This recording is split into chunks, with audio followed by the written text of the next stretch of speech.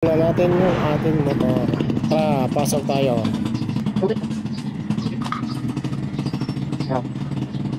So yun guys, nakabili na tayo ng tote ngayon at ilalagay natin to sa tangke. At yung sobra ilalagay naman natin dito sa may tote natin. So yun guys, ilalagay na natin yung tote sa may tangke. At hindi ko inubos yung isang tote sa may tangke at ilalagay naman natin dito sa may lagayan ng tote. Kaya dito natin guys ilalagay yung tote at kinumbert ko nga pala ito. Binuksan ko muna yung lagayan ng tote at yung sobrang tote ilalagay natin dito. Yun guys, ilalagay na natin yung tote dito. Hindi siya napuno at dagdagan na lang natin ito mamaya. Yun guys, tapos na tayo maglagay ng tote sa ating motor. At tatakpan naman natin ito yung lagayan ng tote. So yun guys, okay na, tara alis na tayo. Let's go!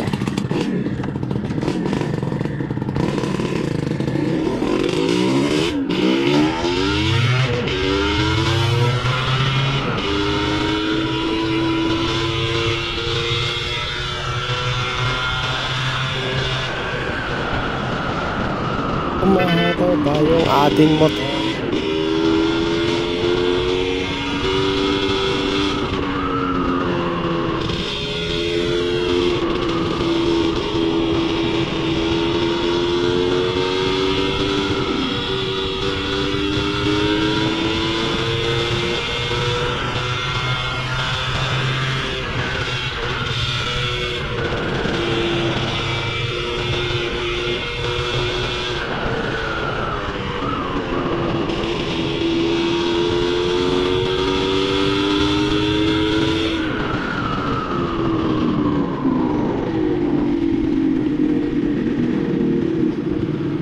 Yun guys, papasok na tayo sa warehouse.